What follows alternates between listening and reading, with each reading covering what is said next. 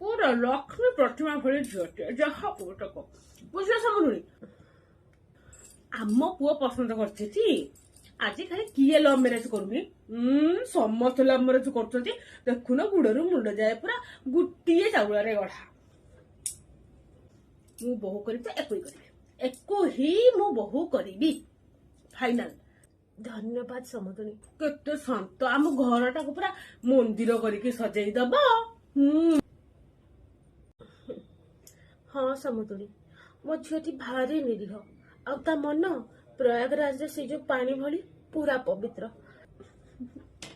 कौन करी खाली टिके सिना रील्स आउ से जो सीरियल फिल्म निशा टिके पशिची नहले आउ सब जिनस बहुत भल से आउ आपण घर को गला परे आपण जहा करिवे समदुनी कथाटा जदि खराब न भाबते ताहले दबा नबा कथा टिके हे जाई थांते। कौन कहल समदुनी मत यौतुक दब हया मोर कौन घर कि ना कि एते लक्ष्मी प्रतिमा भलिया झीटिया को दौच देखुना मु कान पारला बेलू ता कथा शुणी पारुछि केते धीर मधुर कथा तार आउ कौन दरकार आउ मोर किछि दरकार नै किछि दरकार नै गोटे डेट फाइनल कर आम बाहर करदबा हैला। आपनको बहुत बहुत धन्यवाद।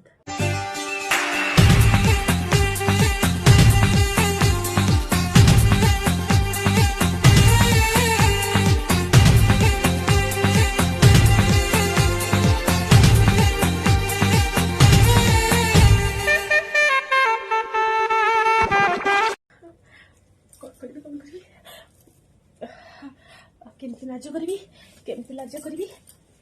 एमती लाज करी सासू को केमती कहि सासू सॉरी सासुरी माओ नमस्कार कहि माँ नमस्कार आपण को भाई चाह आनी ओ माँ कति सुंदर देखा जाउची स्वामी कहि हाँ कुह बोलिबा को एबे नई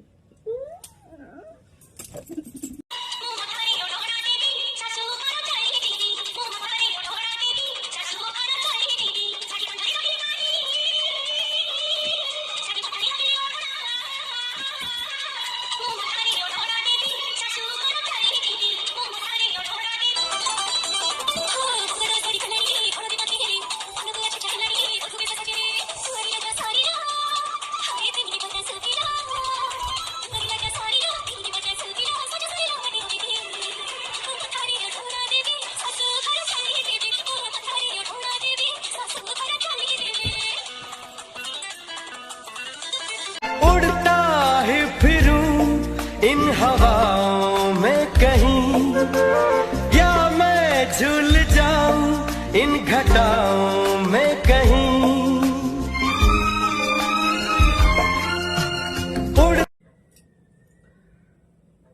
हेलो सेते बड़ू फोन टे लगाउची फोन देखा जाउनी कि सुनो आमर तो अल्प दिन रहला बाहागर रहला ना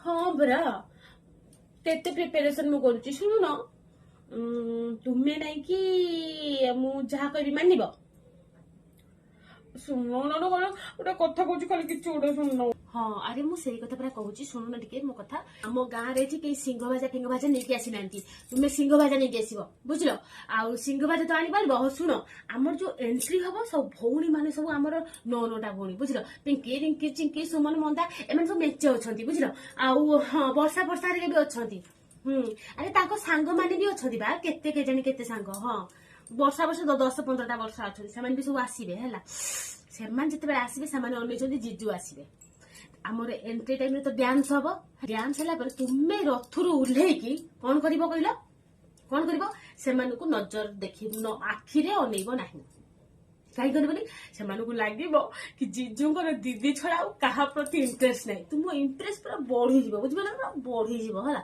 आ तुम्हें कौन कर कहल ମୁଁ ଯେତେବେଳେ ଆସିବି ବୁଝିଲ, ମୁଁ ଯେତେବେଳେ ଆସିବି ତମେ ଠିକ ଟାଇମରେ ସେଇଠି ଓହ୍ଲେଇକି ମତେ କାବା ହେଇକି ଅନେଇବ। କେମିତି କରିବ? ସେଇଠୁ ମୁଁ ଯେତେବେଳେ ଲେହେଙ୍ଗା ପିନ୍ଧିକି ବାହାରିବି ତମ ସାମ୍ନାକୁ ଆସିବି, ତମେ ପୁରା ଆଖି ଛଳଛଳ କରିଦବ। କଣ କରିବ ଗୋଟେ? ହେ କାନ୍ଦ ମାଡୁ ନ ମାଡୁ ଆଖିରେ ଲୁହ ବାହାରିବା ଦରକାର, ତାକି ମୋ ସାଙ୍ଗସାଥି, ମୋ ପ୍ରିୟା ପ୍ରୀତି, ମୋ ବନ୍ଧୁବାନ୍ଧବକୁ ଲାଗୁ ପିଲାଟା କ୍ରିଷ୍ଣକୁ କେତେ ଭଲ ପାଉଛି, ବୁଝିଲ? ଆଉ ଶୁଣ, ଆଖିରେ ଲୁହ ବାହାରିବନି କାହିଁକି ବା, ଅମୃତାଞ୍ଜନ ଟିକେ ରଖିଥିବ, ଆଖିରେ ଏମିତି ଘଷି ଦବ, ବାହାରି ପଡିବ ଲୁହ ହେଲା। ଟିକେ କ୍ୟାମେରାକୁ ଲକ୍ଷ୍ୟ କରିକି ଟିକେ ଚୁଗୁଣି ଲଗେଇଦବ ହେଲା। ପୁରା ଆଖି ଛଳଛଳ ହବା ଦରକାର। ଆଉ ମତେ ଦେଖିଦେଇକି ତମେ କଣ କରିବ କହିଲ? ଶୁଣ, ମତେ ଦେଖିଦେଇକି ତମେ ରଥରୁ ଓହ୍ଲେଇ ପଡିବ, ଆଖି ଛଳଛଳ କରିଦବ। ମୁଁ ତମକୁ ଏମିତି କହିବି, ନାଇଁ ନାଇଁ କାନ୍ଦନି ହେଲା। ତମେ ମତେ ହାତ ଠାରି କେମିତି ଡାକିବ, ଆସ ଆସ ହେଲା। ମୁଁ ସେଇଠୁ କହିବି ନାଇଁ ନାଇଁ। ଏମିତି ସେମାନଙ୍କୁ ଲାଗିବେ କି ଏମାନେ ବହୁତ ଦିନର ଅପେକ୍ଷା କରୁଛନ୍ତି, ବହୁତ ଦିନର ହେଲା। ମତେ ଦେଖିଲା ପରେ ତମେ ସାଙ୍ଗେ ସାଙ୍ଗେ ଆଣ୍ଠେଇ ପଡିବ ମୋ ସାମ୍ନାରେ। ଖାଲି ଆଣ୍ଠେଇ ପଡିବ ନୁହେଁ, ବୁଝିପାରିଲ? ହାତଟାକୁ ଯୋଡିକି ଆଣ୍ଠେଇ ପଡିବ ହେଲା, ଯେମିତି ତମେ ମତେ ଦେବୀ ଭଳିଆ ମାନ ହେଲା। କାହିଁକି ସେ ଆମର ଯୋଉ ଆଖପାଖରେ ଯୋଉ ସ୍ତ୍ରୀ ଲୋକ ଗୁଡା ଥିବେ କହିବେ ବାପଲୋ ତାକୁ ଆଜିଠୁ ପୂଜା କଲାଣି, ବୁଝିପାରୁଛ ନା? ସେଇରକମ କରିବ ହେଲା। ଆଉ ଗୋଟେ କଥା ମନେ ରଖ, କଉଡି ଯେତେବେଳେ ଖେଳା ହବ, ମୁଁ ଯେତେବେଳେ ତମ ହାତରୁ କଉଡି ଛଡେଇବି, ସେତେବେଳେ ତମେ କଣ କରିବ? ଛାଡିଦବ ହାତ। ପଚାରିବ କାହିଁକି ଛାଡିଦବ? ମୁଁ ଗୋଟେ ଡାଇଲଗ କହୁଛି, ତମେ ଏଟା ମନେ ରଖିଥାଅ। ସେ ଡାଇଲଗ ହେଲା, ତମେ କହିବ ପ୍ରେମରେ ମୁଁ ସବୁବେଳେ ହାରିଯିବା ପାଇଁ ଚାହେଁ, ଆଉ ମୋ ସ୍ତ୍ରୀ କି ସବୁବେଳେ ଜିତିବା ପାଇଁ ଚାହେଁ। କଣ କହିବ କହିଲ? ପ୍ରେମରେ ମୁଁ ସବୁବେଳେ ହାରିଯିବା ପାଇଁ ଚାହେଁ, ମୁଁ ଚାହେଁ ସବୁବେଳେ ମୋ ସ୍ତ୍ରୀ କି ଜିତେଇବି, ବୁଝିଲ? ଏଇଟାକୁ ଘୋଷିକି ମାଙ୍କଡ ମୁହାଁ ମନେ ରଖିଥିବୁ ହେଲା, ଯେମିତି କହିବୁ। ଆଉ ଯଦି ଟଣା ଉଟରା କରିଥିବୁ ତ ଚୁଟି 2-4ଟା ଉପାଡ଼ି ଦେବି, କହିଦଉଛି। ଶୁଣେ, ଆହୁରି କଥା ଅଛି ଶୁଣ। ଆଉ ଯେତେବେଳେ ଆମ ଘର ଲୋକ ତମକୁ ସବୁ ଜିନିଷ ପତ୍ର ଦେବେନି, ତମେ ଖାଲି କହିବ ତାକୁ ଦିଅ। କଣ କହିବ ବୋଲି? ତାକୁ ଦିଅ ହେଲା। ଲୋଭୀ ମଣିଷ କଣ ହଉଛି ଲୋଟ? ଆରେ ସବୁ ନେଇଯିବୁ ରେ, ସବୁ ନେଇଯିବୁ, କିନ୍ତୁ ଟିକେ ଲୋକବାକ ଟିକେ ଆକ୍ଟିଂ କରତେ ପଡେ, ଯେ ଲୋକମାନେ କହିବେ ଆଉ ଆରେ ଭୁଲିଯାଇଛି। ଶୁଣ ବା, ଶୁଣ, ବେଦିକି ଯେତେବେଳେ ମୁଁ ଆସିବି ତମେ କଣ କରିବ କହିଲ? ତମ ପାଖରେ 100 ଟଙ୍କିଆ ନୋଟ କରିଦେଇଥିବ, 1000 ପର୍ଯ୍ୟନ୍ତ କରିଦେଇଥିବ ହେଲା। 100 ଟଙ୍କିଆ ନୋଟ, ସେ 100 ଟଙ୍କିଆ ନୋଟ ପକେଟରୁ ଖୋଲିକି ପୁରା ମୋ ମୁହଁରେ ଏମିତି ବୁଲେଇକି ଫୋପାଡ଼ି ଦବ, ବୁଝିପାରିଲ? ତାକି ଲୋକଙ୍କୁ ଲାଗିପାରୁଛି ଏ ପଇସା ବାଲା, ମୋର ନଜର ଉତାରୁଛି, ବୁଝିଲ ନା? ହଁ, ସବୁ ଝିଅଙ୍କର ଏଟା ଗୋଟେ ସ୍ୱପ୍ନ ଥାଏ, ବୁଝିଲ ନା? ପକେଟରେ ଆଗ ପୁରେଇବ ପଇସା, ମନେ ରଖିଥିବ। ମୋ ଆଗରେ ଏମିତି ବୁଲେଇକି ମୋ ନଜର ଉତାରିକି ଫୋପାଡ଼ି ଦବ ହେଲା। ଆଉ ମୋର ବହୁତ ସାଙ୍ଗମାନେ ସବୁ ଅଛନ୍ତି, ସେମାନେ ସବୁ କହୁଛନ୍ତି ଆମେ ଜିଜୁକୁ ଗୋଲାପ ଦବୁ। ତମେ କହିବ ଏଇ ଗୋଲାପର ଅଧିକାର କେବଳ ମୋ କ୍ରିଷ୍ଣାର, ବୁଝିପାରିଲ? କଣ କହିବ କହିଲ? ଏ ଗୋଲାପର ଅଧିକାର କେବଳ କ୍ରିଷ୍ଣାର, ମୁଁ ତା ଛଡା ଆଉ କାହାକୁ ଦେଇପାରିବିନି। ଏମିତି କହିଲେ ସେମାନେ କହିବେ ବାପରେ ବାପ କି ଭଲ ପାଇବା, ସେମାନଙ୍କ ଆଖିରେ ଲୁହ ଆସିଯିବ। ଆଉ କାନ୍ଦିବାକୁ ଯେମିତି ଜମା ଭୁଲିବନି। ହଁ, ତୁମେ ଆଉ ଗୋଟେ କଥା ଶୁଣ, ଯେତେବେଳେ ଟିକେ ସମୟ ପାଇବ, ଯେତେବେଳେ ସବୁ ବରଯାତ୍ରୀ ଆସୁଥିବେ ହେଲା, ସେତେବେଳେ ତମେ ଓହ୍ଲେଇକି ତମକୁ ତ ନଚେଇବେ କହୁଛନ୍ତି ହେଲା, ତମେ ନା ମତେ ଡାକିବ ହେଲା। ମୁଁ ଖାଲି ମିଛରେ ନହେଲେ ତମ ଫେରି ଖାଲି ଭଉଣୀ ଥିବେ, ତାକୁ କହିବ କି ଯା ଭାଉଜକୁ ଘୋଷାରି ନେଇ ହେଲା। ତମେ ଖାଲି କଣ କରିବ କହିଲ? ସେ ତାଙ୍କୁ ଖାଲି କହିବ ମତେ ଟାଣିବେ ହେଲା। ମୁଁ ମିଛରେ 2-3 ଥର ନା କରିବି, ତାପରେ ଆମେ ନାଚିବା ହେଲା। ଆରେ କୋଉଟା କହିଲ? ଆଗେ ବାରାତି ପିଛେ ବେଣ୍ଡ ବାଜା ହେଲା। ହଉ ରେ ହଉ, ଯଦି ଏତିକି ନ କରିଛୁ, ଟୋକା ତ ଉପରେ ବସିଲେ ତ ଗର୍ଦନରେ ବସିକି ତ ଦର୍ଦନ ଭାଙ୍ଗିଦେବି। ହଉ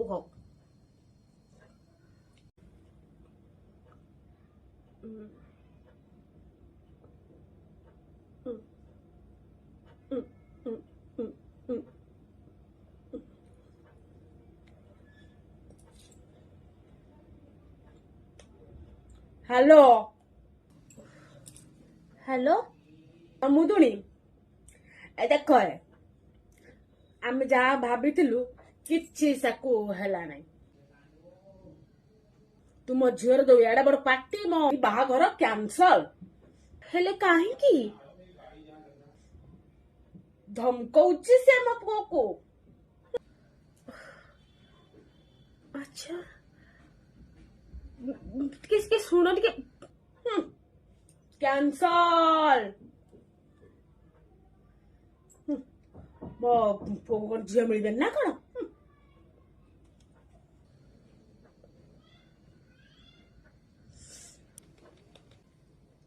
ଏଠି ବସିଛୁ ବସ୍ଥା କଣ ହେଲା ସେଠି ବୁଢୀ ଫୋନ କରିକି କହି ସାରିଲାଣି ତୋ ବାହାଘର ସିଏ କରିବ ନାହିଁ କଣ ବୁଢୀ ମନା କରିଦେଲା ହେଲେ କାହିଁକି କାହିଁକି ତୁ ଯୋଉ ତା ପୁଅକୁ ଫୋନ କରିକି ଧମକଉନଥିଲୁ ମୋ ବାହାଘର ଏମିତି କରିବୁ ସେମିତି କରିବୁ ସେମିତି କରିବୁ ସେ ଲାଉଡ ସ୍ପିକରରେ ଥିଲା ଆଉ ବୁଢୀ ସବୁ ଶୁଣିଦେଇଛି ଆଉ ଏବେ ଫୋନ କରିକି କହିଲା ଆମର ତମ ଭଳିଆ ଝିଅ ଦରକାର ନାହିଁ ହେ ଭଗବାନ ମୁଁ କଣ ଅଧିକା କହିଦେଲି ବୋଉଲ ମୁଁ ଏ ଜନ୍ମରେ ବାହା ହେଇପାରିବିନି ନା ହବୁ ଏ ବାଉ ମୁଁ କଣ ଏ ଜନ୍ମରେ ବାହା ହେଇପାରିବିନି ଆଗ ତ ଗୁଣ ଚେଞ୍ଜ କର କଣ ମୋର ଭୁଲ ଥିଲା ମୁଁ ତ ଖାଲି ଟିକେ ସ୍ୱପ୍ନ ଦେଖିଥିଲି ଆଉ ଯୋଉ ସ୍ୱପ୍ନକୁ ମୁଁ ମୋ ପ୍ରିୟତମକୁ କହିଥିଲି ବୁଢୀ ସେତିକି ହଜମ କରି ପାରିଲାନି ବାହାଘର ଭାବିଥିଲା ଏ ବୋଉ